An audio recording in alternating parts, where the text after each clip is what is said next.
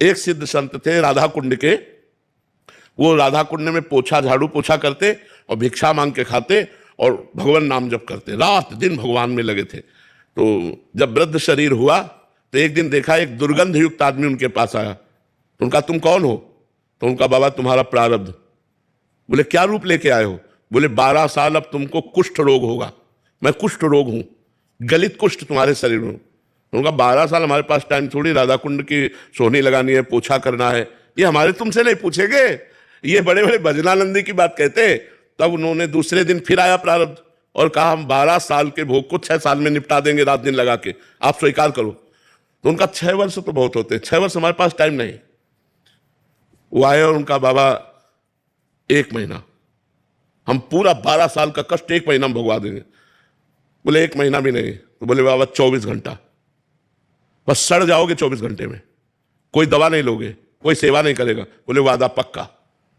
24 घंटे अपने शिष्यों से कहा कि मैं जा रहा हूं कमरा में, 24 घंटे बाद निकलूंगा, चाहे जितना चीखू कोई आना नहीं, कोई औषधि नहीं, किसी से बात नहीं। और सिटकिनी अंदर कुटिया की बंद, जे ही बंद की और कहा आ जाओ, तो पूरा नख से सिक तक सड़ गया, दुर्गंध पड़ गई, इतना भीषण पीड़ा। 24 घंटे भोगने के बाद वो खत्म हो गया।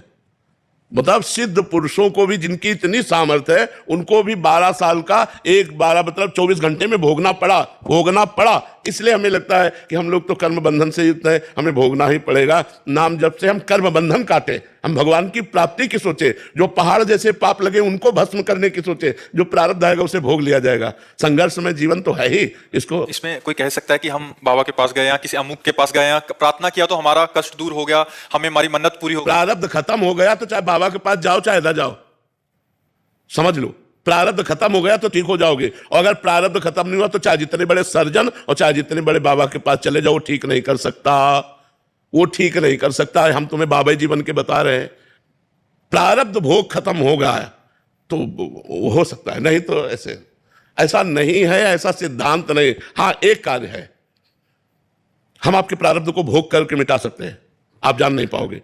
जैसे आपका प्रारब्ध है कि आपके एक फोड़ा होगा और आप सड़ोगे महीना भर, तो 24 घंटा के लिए हमारे फोड़ा होगा और ठीक हो जाएगा, आपको होगा ही नहीं।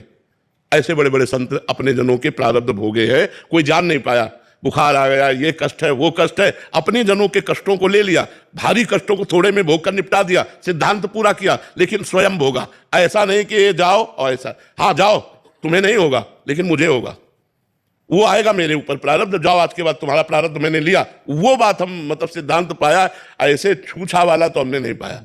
बड़े बड़े ब्रह्म ऋषियों को हमने देखा, ये नहीं कहीं आप कहिए में विश्वामित्र जी, वशिष्ठ